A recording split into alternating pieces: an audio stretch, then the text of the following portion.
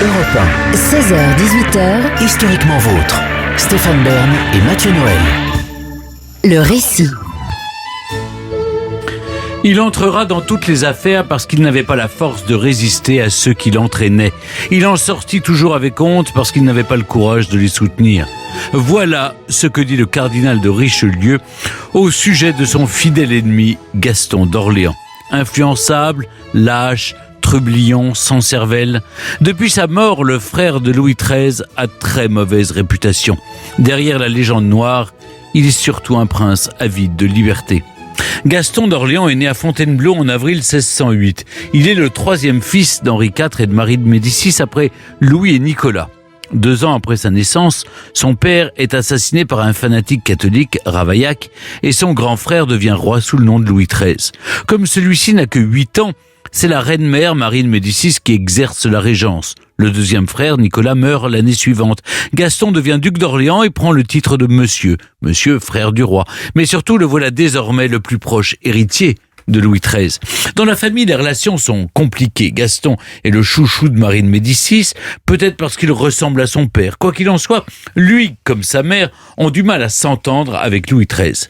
Il faut dire qu'en avril 1617, le roi se rebelle contre elle en faisant assassiner ses proches conseillers, Concino Concini et son épouse Leonora Dori, surnommée la Galigaille.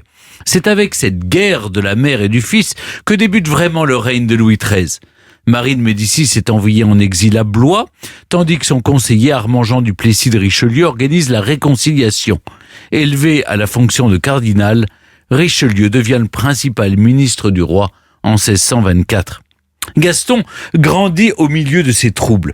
Élevé par des précepteurs originaux, il profite de sa jeunesse durant laquelle il a un peu fait le fou, raconte le poète Tallemant des Réaux dans ses écrits. Ado rebelle, il connaît par cœur toutes les chansons à boire et bon nombre de poèmes érotiques.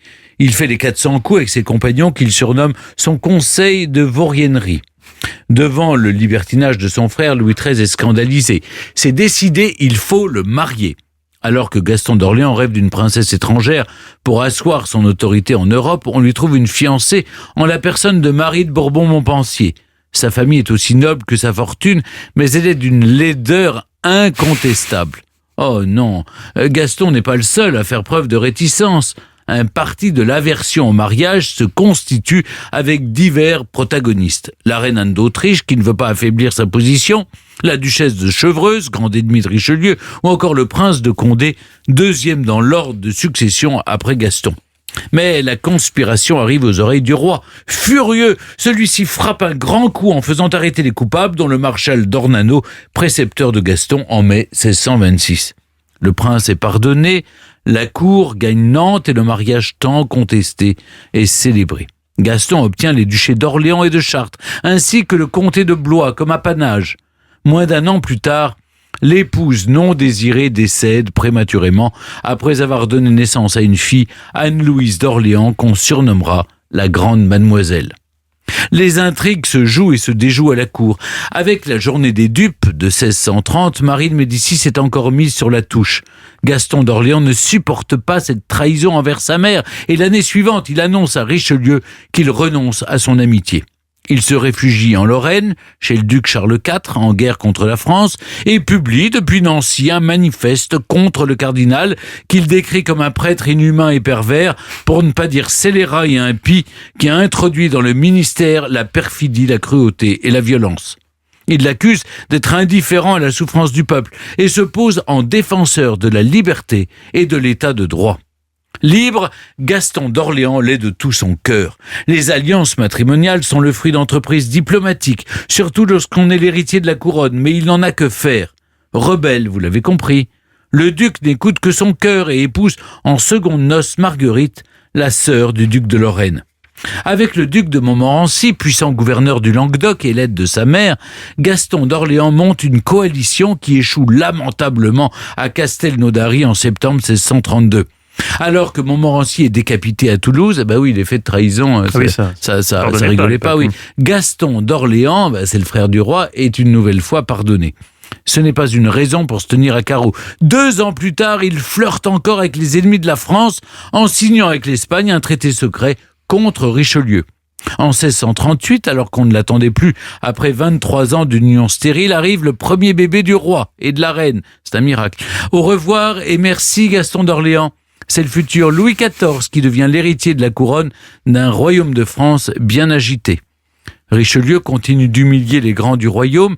Grâce à son réseau de renseignements, il démantèle les complots qui se nouent contre lui, comme celui du marquis de Saint-Marc, dans lequel trempe Gaston d'Orléans en 1642. Et il n'arrête pas. Et Cinq-Marthe va payer cher lui aussi, alors que c'était le favori du roi. Quelques mois après cette énième tentative d'assassinat, Richelieu meurt, laissant la place à un autre cardinal, italien cette fois, Mazarin.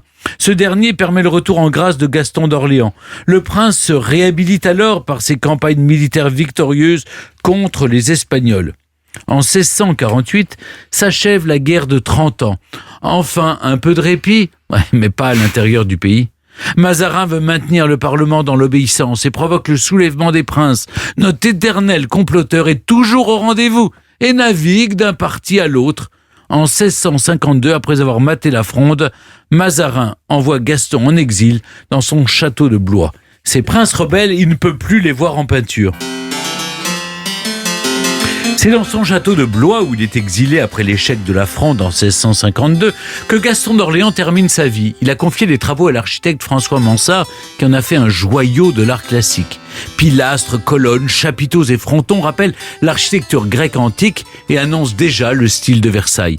À Blois, on lui doit aussi la chapelle des Jésuites au pied du château et l'hôpital général du faubourg de Vienne qui témoigne de son dévouement à la cause des pauvres.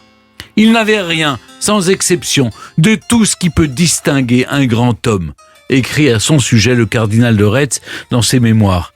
Contrairement à l'image écornée par ses détracteurs, Gaston d'Orléans a toutes les qualités d'un grand prince. Mécène, collectionneur, humaniste, féru d'antiquité, il se constitue un cabinet de curiosités avec des œuvres d'art, des médailles, des cartes, des estampes et une belle collection de plantes peintes sur vélin qui serviront aux botanistes de l'Académie des sciences. Il protège les artistes, comme Molière, encourage les sciences et s'entoure des savants de son temps. C'est pourtant dans une indifférence royale que meurt Gaston d'Orléans le 2 février 1660. Louis XIV n'apprend la nouvelle que 8 jours plus tard et ne peut interrompre les réjouissances prévues pour célébrer ce jour-là le traité des Pyrénées signé quelques mois plus tôt. Pour sceller la paix avec l'Espagne, son mariage avec l'infante Marie-Thérèse est fixé pour le printemps. Il n'a donc pas le temps de s'occuper de la mort de cet oncle encombrant. Dans les villes du royaume résonnent parfois le même jour et dans les mêmes églises, Requiem pour le prince défunt et Te Deum pour la paix. Une salle, 2 ambiances. Dans son oraison funèbre, Jean-François Senaud, futur général de l'ordre des oratoriens, écrit que le prince est attaché à la justice et au maintien de la liberté du peuple. En septembre 1663, Jean de La Fontaine se rend au château de Blois et ajoute que les peuples de ces contrées le pleurent encore avec raison. Jamais règne ne fut plus doux, plus tranquille ni plus heureux que l'a été le sien, et en vérité, de semblables princes devraient naître un peu plus souvent ou ne point mourir. Le prince a au moins évité une mort atroce comme celle du comte de Chalais avec qui il conspirait contre Richelieu en 1642. Le bourreau a dû s'y reprendre à 29 fois pour lui trancher la tête. Gaston d'Orléans, lui, s'est éteint dans son lit, la tête sur ses épaules. Prince rebelle, certes, mais prince quand même. Et on ne coupe pas la tête d'un prince. Enfin, pas encore. Pas encore, Stéphane. Europe 1, Historiquement vôtre.